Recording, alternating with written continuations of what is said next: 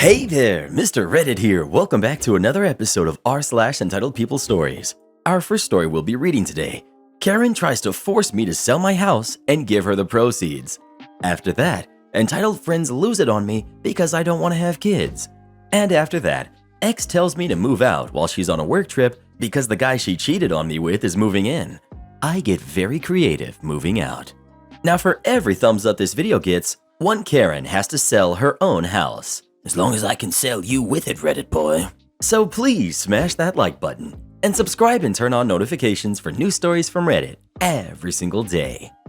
Karen tries to force me to sell my house and give her the proceeds.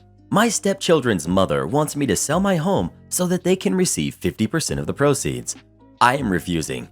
She has told me that I'm hurting my late husband's kids and that I'm the jerk.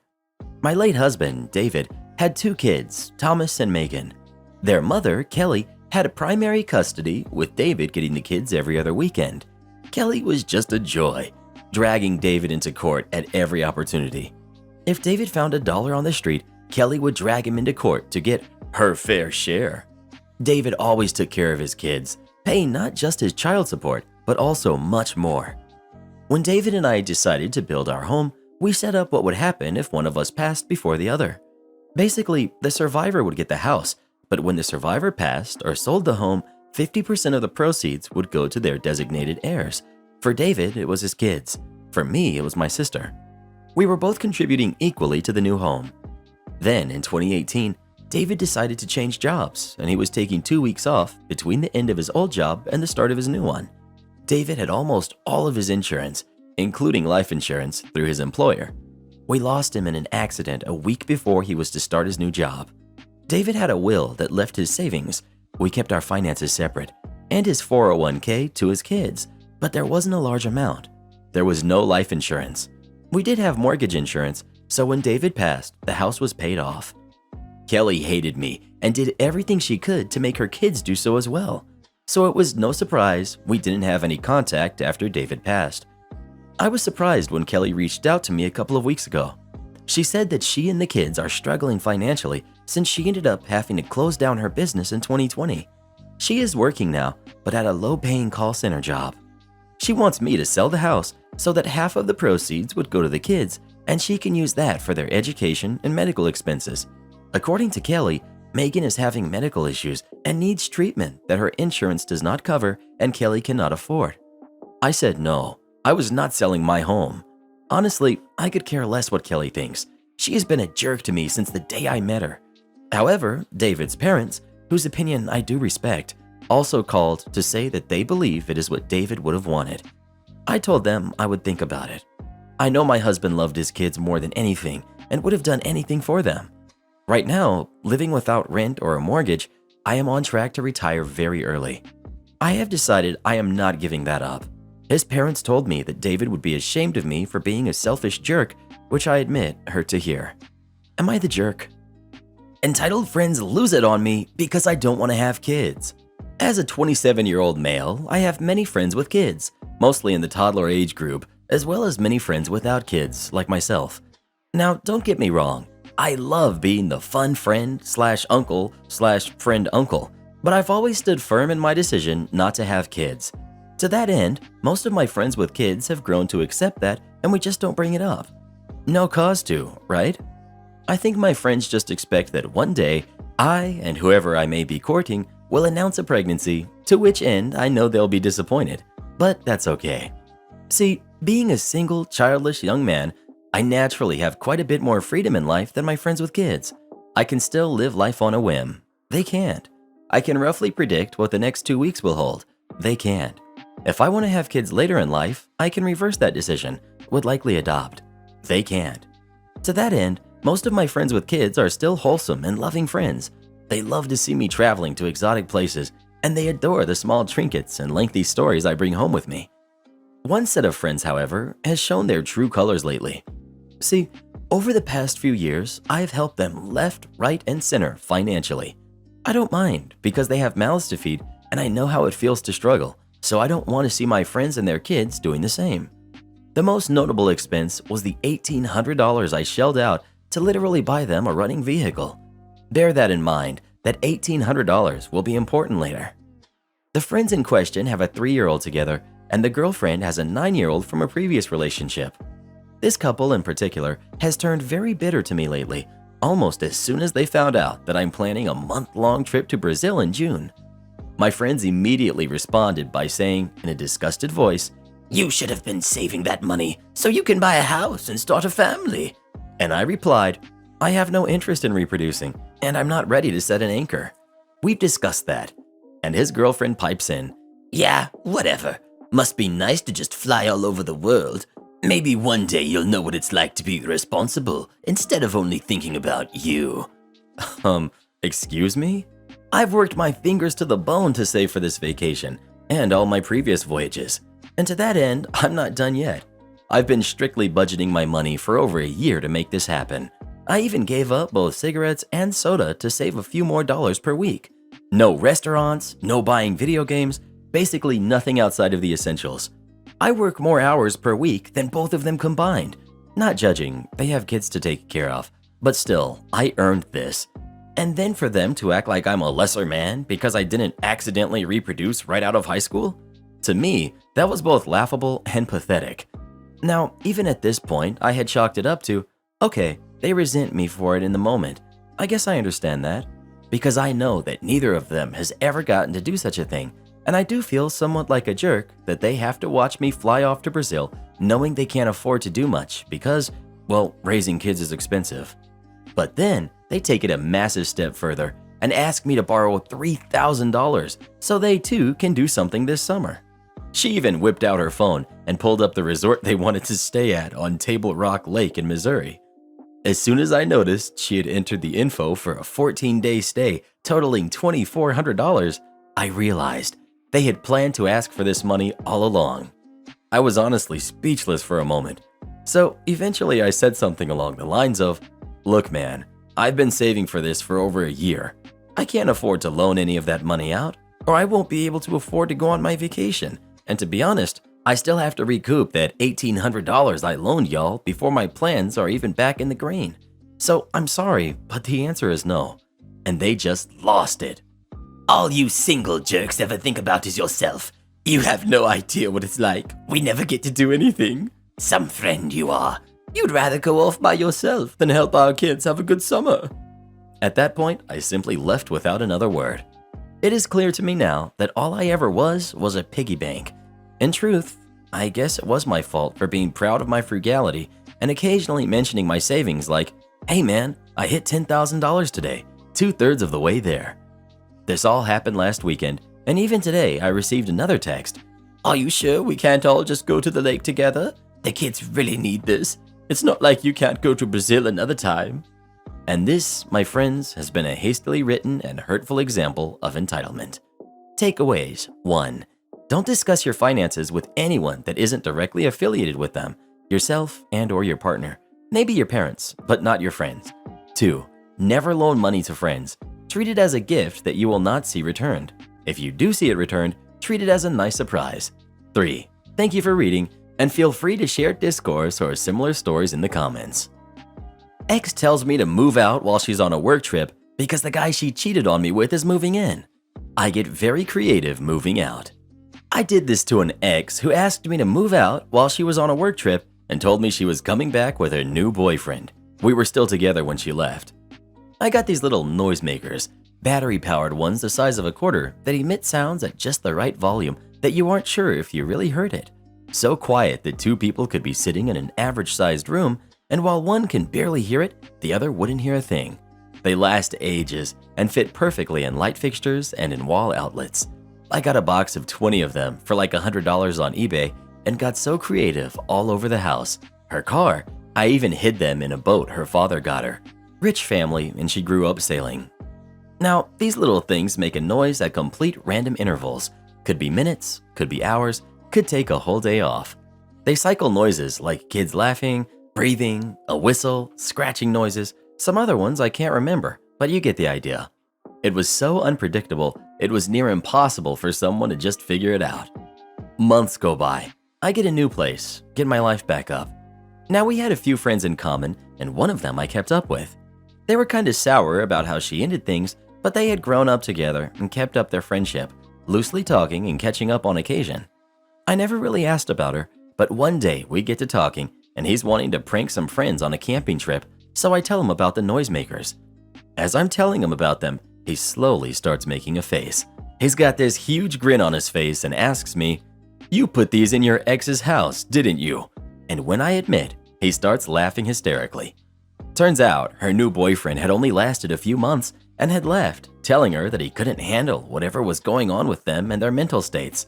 Turns out, for a while, they had both heard things, and sometimes only one would hear them, which gave the illusion that something was really messing with them, going on in their heads at different times. They couldn't figure it out, and eventually he wanted out completely. He even thought that maybe there was a worm in his brain or something. It was amazing. I hadn't expected to hear anything about it. I rode that train for weeks. She moved out, told her parents she didn't want the house and to give it to her brother or sell it. Wouldn't tell them why. I always tell people who ask about her that I hold no grudge, and don't tell them the part where I totally messed with her so bad that I overshot the get her back stage and hit the blissful state of satisfied with my work. My wife knows this story by heart because it's her favorite one to tell. Am I the jerk for escorting my niece home after she messed with my daughter's doll? I, 34 female, have a daughter who's 11 and a niece who's 7 that lives about 5 houses down from us. My daughter has a decently sized collection of dolls, ranging from American Girl to Baby Alive. She loves all of her dolls dearly and takes very good care of them and understands how precious her more expensive dolls are. Her favorite doll is an American Girl doll with very curly hair that needs to be taken care of gently. So whenever her cousin comes over, she puts her up on a high shelf in her room and is very clear in saying that she cannot and will not play with her dolls on the high shelf. She paid for this doll entirely by herself, so it has lots of sentimental value as well. I don't find her behavior bad, and I'm happy she's setting a boundary, so as long as my daughter's rule is followed, I don't interfere. Yesterday, her cousin came over to play as she usually does on the weekends. Everything was going as usual until I heard my daughter screaming. I went upstairs to find her doll clutched in her hands with straight hair and a brush in her niece's hand. Turns out, my daughter left to go use the bathroom, and my niece climbed her nightstand to get her favorite doll and wanted to do her hair.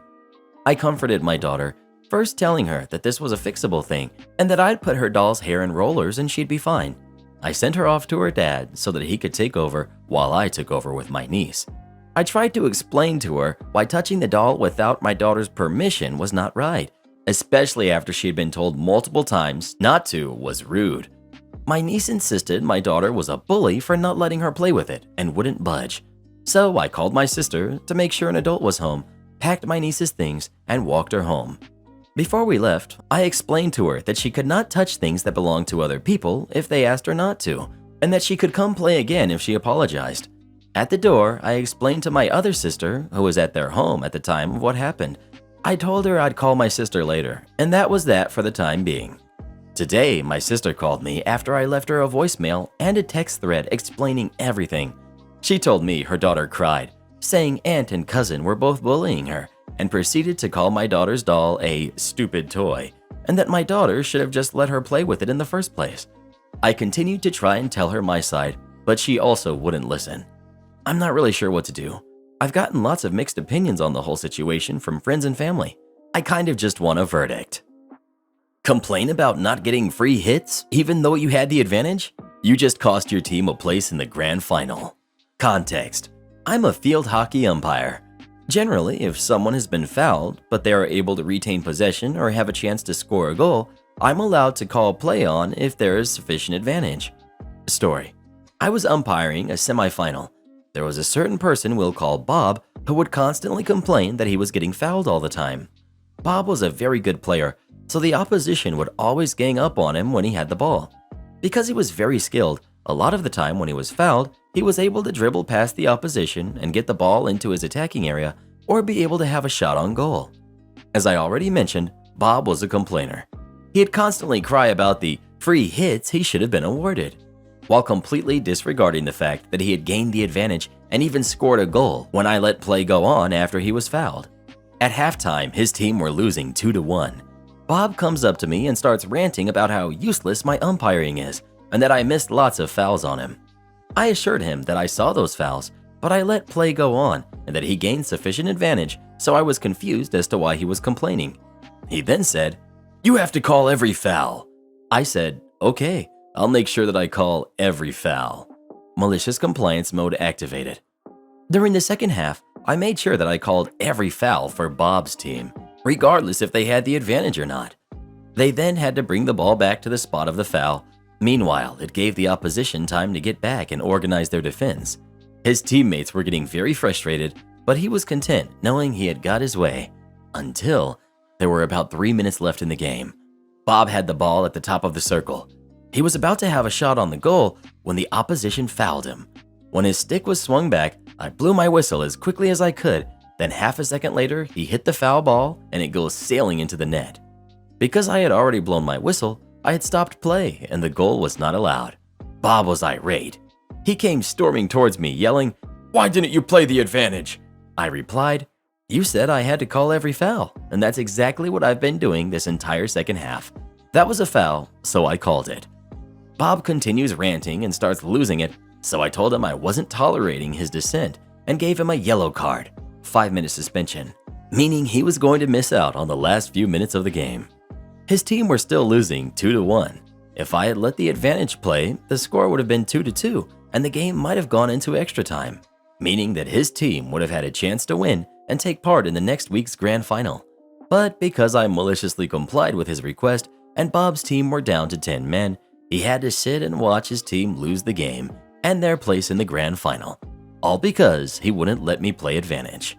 Edit. Just to clarify, it's not part of the rules that I have to play advantage. It is just something I can do to keep the game flowing.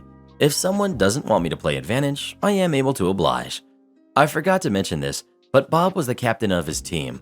I'm not allowed to talk to the whole team during a game. I can only communicate to the whole team through the captain, and since Bob was the captain, he was speaking for the whole team.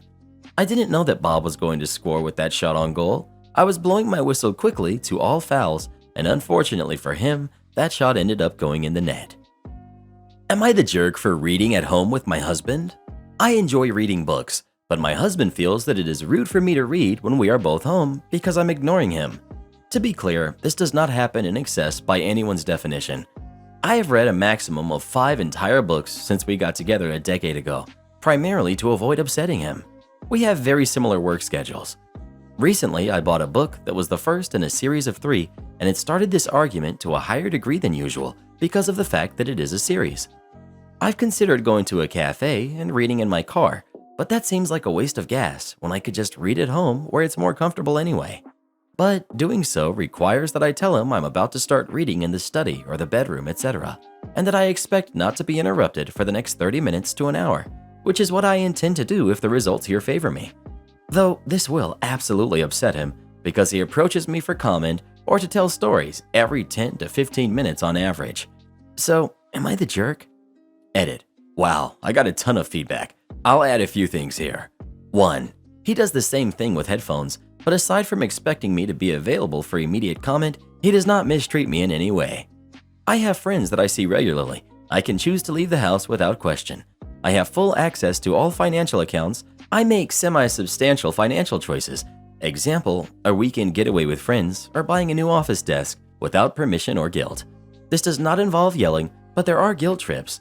They are framed just as what I have expressed here, that he feels ignored and it's rude. 2. He works totally alone, and I do think that it is a source of his understandable need for lots of evening and weekend interaction. I just feel this request is an inappropriate expression of that need. 3. No, he doesn't have many friends. Just one, really. Otherwise, it's mostly just my family that he spends time with. His doesn't live nearby, but he gets along really well with mine, and they all genuinely enjoy each other's company. 4. Yes, we do have pets. 5. Yes, he has hobbies, but they're easy for him to pick up and put down without notice. Lots of household projects, carpentry, etc. No, he does not like to watch sports or play video games. 6. We both already have therapists who we have seen bi-weekly for years. It's mainly been individual therapy, aside from an approximate 6-month period of couples therapy during a time of crisis in 2019. 7. Yes, he is able to read, but he has some mild insecurities about his intellectual abilities.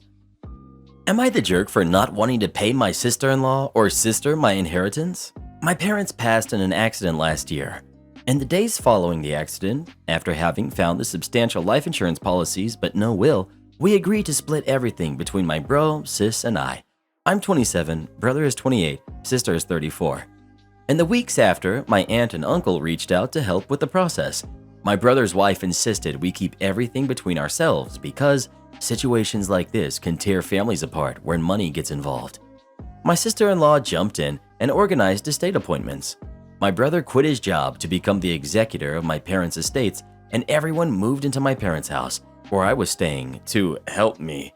My sister quit her job shortly after. We all agreed to sort out the financial stuff later and focused on surviving and mourning. I have chronic illness and live in America. Sister-in-law stepped in to help me pay for medicine, $120 a month at the clinic. In 6 months, we were selling my parents' house. My siblings had tallied every expense, including their loss of wages, and sent me a $60,000 bill. Then inheritances were paid out.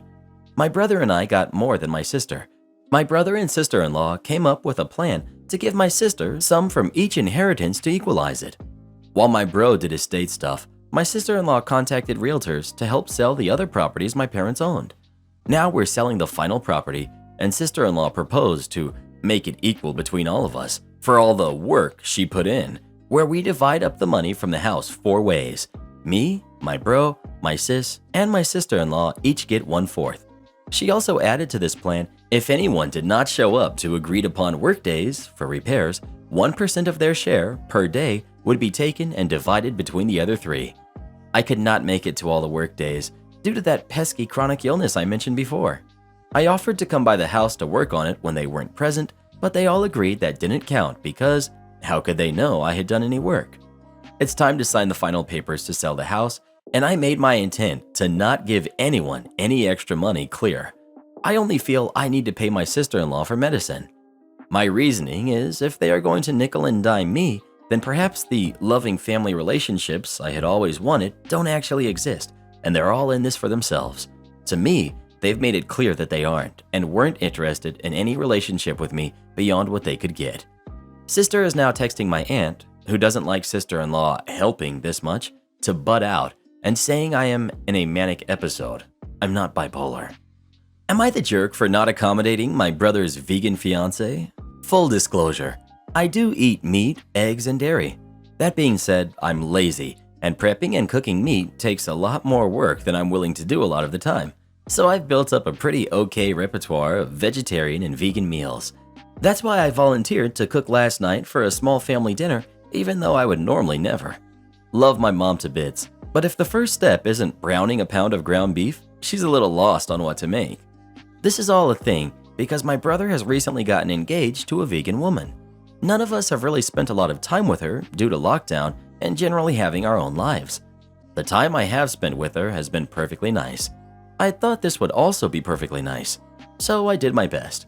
I put together a Dijon vinaigrette salad, pasta tossed with roasted asparagus and cherry tomatoes, and because this is America, where carb on carb doesn't have to just be a dream, some bread I vetted to make sure it didn't have milk or eggs in it. She could eat every single thing served. At least, I thought so. We sit down, plates are dished, she has questions. Whatever, fair enough. I can imagine that she's been in situations where things seemed safe to eat, but surprise, there's honey in the salad dressing or something. Reassurances are made, I did my homework, but she has other complaints. You roasted the veggies in olive oil?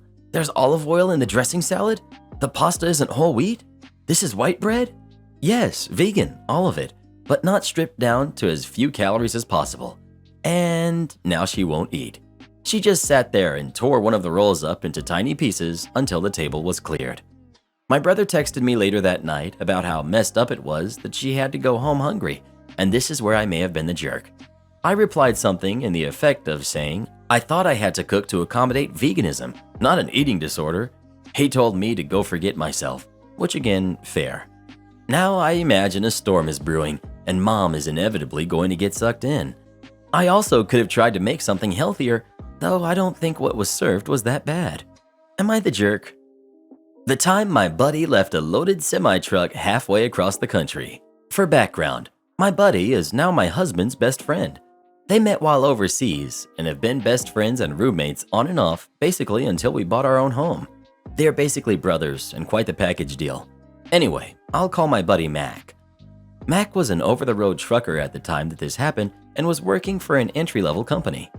Those companies have their place since they help people acquire a CDL and the first year or two of experience so that other companies will be able to accept you, insurance reasons mostly.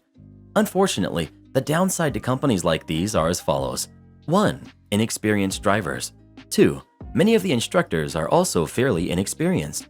3. Pay is mediocre for industry standards. 4. The dispatchers often ask for unreasonable and undrivable tasks.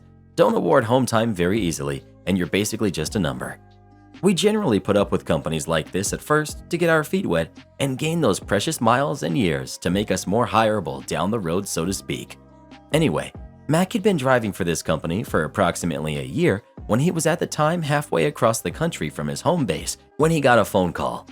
His best friend, my current husband, was in the hospital with a potentially fatal infection. Mac immediately called dispatch to inform them that he was making an immediate U-turn and heading straight home. Here's where the compliance comes in. They told him that if he deviates from his route in any way, that he would be fired immediately. They didn't care that he might lose his best friend and told him to suck it up and do his job. He said, "Fine, I quit."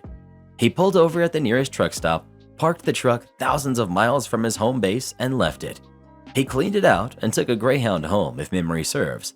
His old company had to have his tractor and fully loaded trailer towed thousands of miles. Not only that, but they were late on the precious delivery of what was on his trailer. Let me tell you, nothing about that is cheap. Mac now works for a smaller, family-owned company and is home daily, or at least every weekend, and is paid much better.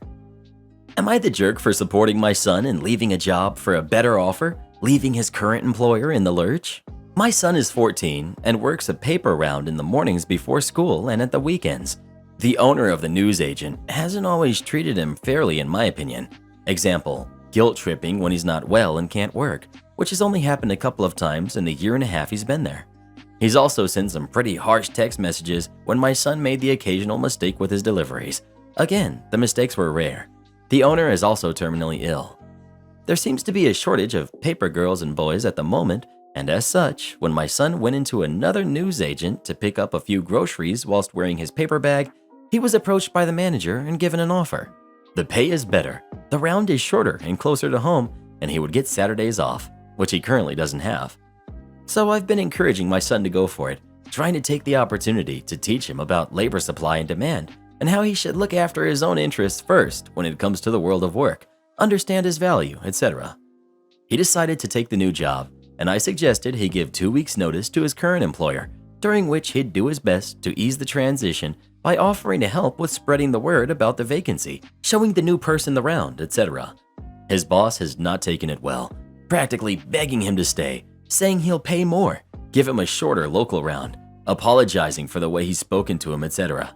He has also called myself and my wife to try and convince our son to reconsider and that it's impossible to find kids to work, etc. I'm of the opinion that my son should stick to his decision and leave. 2 weeks' notice is very reasonable. He could have just walked out then and there. Accepting counteroffers is a poor choice and should only be done in exceptional circumstances, and certainly not in an unskilled entry-level role like this. A good manager would gracefully accept a resignation and wish the employee well in their future career. The employee isn't responsible for the business not being able to cope without them. He's 14 years old, for crying out loud. Dear Reddit, am I the jerk here? Oh, okay, I'll move the truck, Mom. I am a 22-year-old female. I live with my parents, but I'm moving out in a couple of weeks, so my mother and I have been bumping heads a lot. The biggest thing we fight about is my clothes and my sleep.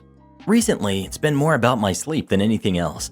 I go into work at 2 p.m. every day at my full-time job, so I'm there relatively late. When I get home, I like to decompress, play video games, watch TV, work out, and make something light to eat.